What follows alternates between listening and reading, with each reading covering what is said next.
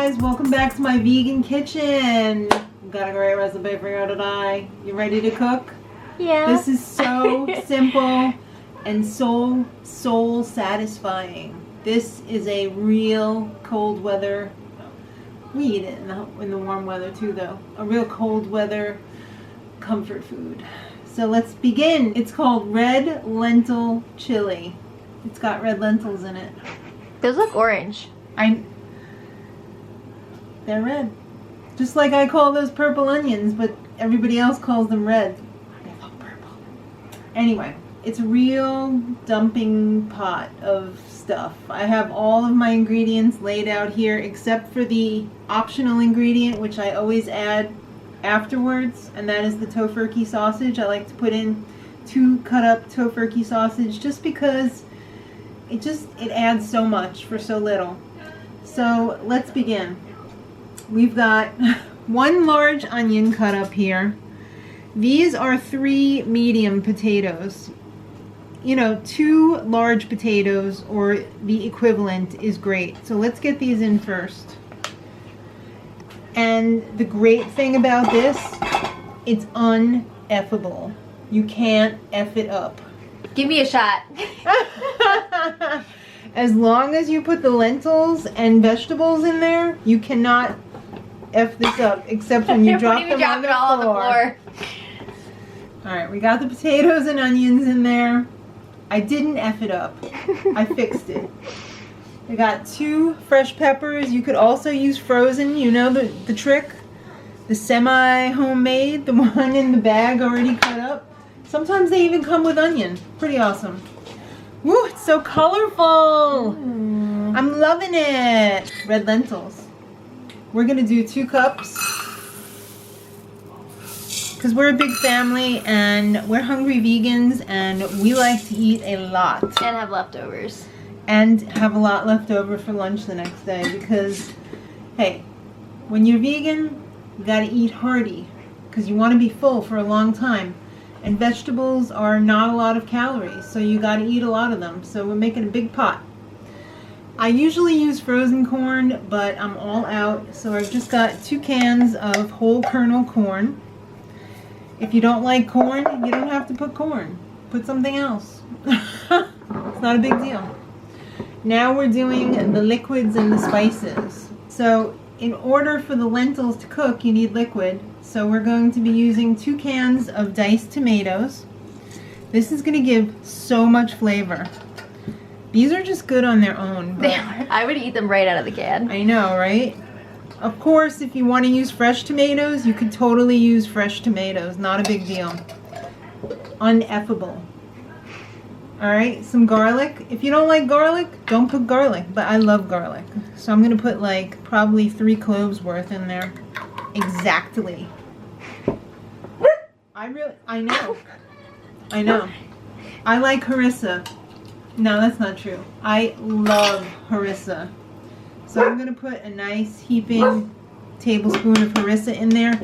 If you're not a fan of spicy or you don't have harissa, you could totally substitute like a paprika, smoked paprika, a chili powder.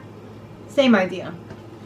Same thing with this. If you don't have miso, you could totally use bouillon. You know, better than bouillon, just put a big teaspoon of the stuff in there.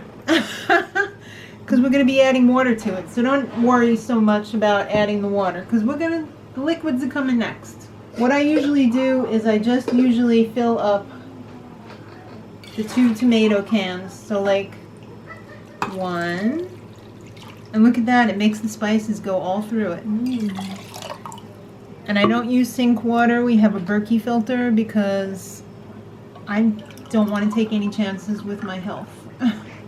I only drink safe water in this safe house. Alright. And then what's left? The last liquid, coconut milk. Again, totally optional. If you don't put the coconut milk in, it's going to be like a soup. If you put the coconut milk in, it's going to make it creamy. It's going to give it a nice gravy. It's going to be more stew-like. So if you don't like coconut, And believe me, my husband does not like the taste of coconut, but he absolutely loves this dish because it doesn't really taste like coconut. So now, that's everything. Wasn't that quick and easy? Oh man, it's about to get even quicker and easier because we're going to take it over to the Instant Pot. We're going to stick it in here. We're going to pop the lid on, close the vent.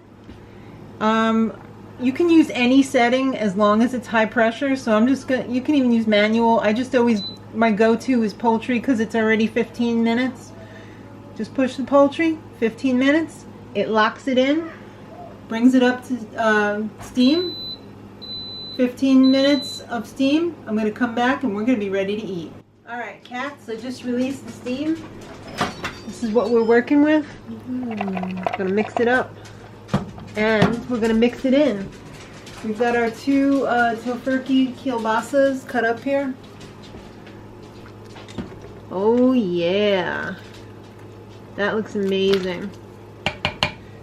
The kielbasa, you don't want to leave it in under pressure because it's going to break apart.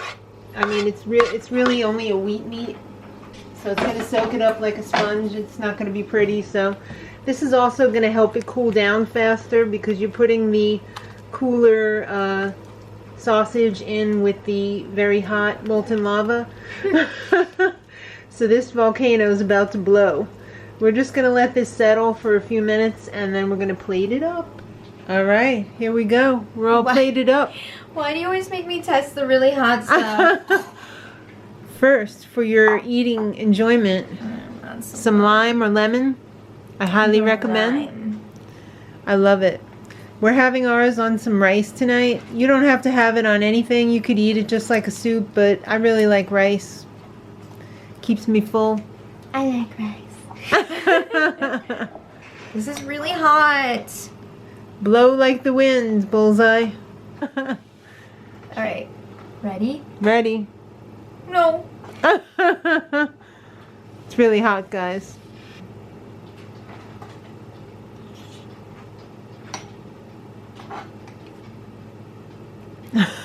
I hope it was worth it because that was the last thing I'll ever taste. Tonight. It was really good. All right then. But it's really hot. I really hope you make this in some form or another. I really hope if you guys do, you let it cool before you eat it. That's good advice. Yeah. Thumbs up. Subscribe for more. And until next time. Much love.